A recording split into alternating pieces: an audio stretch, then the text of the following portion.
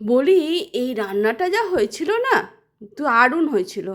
তোমরা একবার হলো এইভাবে বানিয়ে দেখো। খুব বেশি ঝামেলার নয়, কিন্তু টেস্টের দুর্দান্ত হয়েছিল। এটা কি বানিয়েছি বলুন তো? বেগুন দিয়ে, বেগুনের একটা রেসিপি। চলুন আজকে দেখাই আপনাদেরকে কি করে বানিয়েছি, কি কি দিয়েছি। দারুণ হয়। শীতকালের বেগুনই যে শুধু ভালো খেতে হয় তা কিন্তু নয়, গরমকালের এই রকম করে বেগুন রান্না করলেও কিন্তু ভীষণ ভালো লাগে। প্রথমে বেগুনগুলোকে এরকম লম্বা লম্বা করে চারটে টুকরো করে নিচ্ছি। যেমন বেগুন সেরকম, খুব ছোট ছোট বেগুন হলে 4 টুকরো করলেই হবে, আর বড় বেগুন হলে এরকম করে কেটে নিতে হবে। এবার মশলা যেটা তৈরি করব, তার জন্য রসুন, পেঁয়াজ, একটা শুকনো লঙ্কা, একটা কাঁচা লঙ্কা, একটুখানি জিরে, আর নিয়ে নিচ্ছি কালো সর্ষে আর সাদা সর্ষে।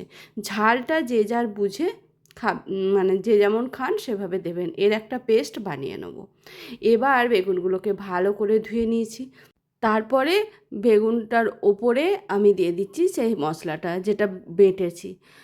তারপর দিয়ে দিলাম এর ওপরে একটুখানি টমেটো কুচি ছোট ছোট করে কেটে নিয়েছি, পরিমাণ মতো নুন, আর দিয়ে দিচ্ছি পরিমাণ মতো একটু চিনি, আর দিয়ে দিচ্ছি একটু হলুদ গুঁড়ো।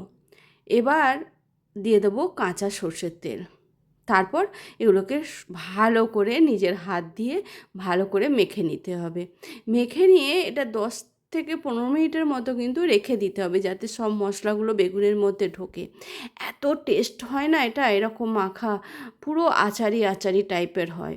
গরম ভাতে ভীষণ ভালো লাগে। 10 মিনিটের মতো রেখে দিয়েছিলাম আমি, তবে যে যতটা টাইম রাখতে পারবে ততই ভালো। এবার কড়াই বসিয়ে কড়াইয়ের মধ্যে সর্ষের তেল অল্প করে দিয়েছি, দিয়ে তারপর দিয়ে দিয়েছি একটু কালো জিরে ফোড়ন। এবার ওই বেগুনটা দিয়ে দিচ্ছি। কালো জিরের সাথে একটু নাড়াচাড়া করে নেবো, যাতে কালো জিরের ফ্লেভারটাও বেগুনের মধ্যে এসে যায়। খুব বেশি নাড়াচাড়া করব না, একবার কি দুবার একটু নাড়াচাড়া করে নিয়ে এবার ঢাকা দিয়ে দেবো। কোনো জল কিন্তু এর মধ্যে ব্যবহার করব না, যে মশলার জলটা আছে তাতেই এটা হয়ে যাবে। এবার এটা হাই ফ্লেমে ওই 7 থেকে 10 মিনিটের মতো রান্না করেছি। তারপর ঢাকাটা খুলে নিয়েছি। একদম বেগুনের তরকারিটা রেডি হয়ে গেছে। উপর থেকে একটুখানি ধনেপাতা কুচি ছড়িয়ে দিয়ে আবারও একটু হালকা হাতে নেড়ে নেবো, নিয়ে তারপর এটা ঢেলে নেবো। গ্যাস কিন্তু অফ করে তারপর ঢেলে নিচ্ছি। এইভাবে বেগুন একবার রান্না করে দেখো, আর কোনো তরকারি লাগবে না কিন্তু ভাতের সাথে। এতটা ভালো হয়, ভীষণ ভালো হয়েছিল। বানিয়ে দেখো আর তারপর কমেন্ট করো।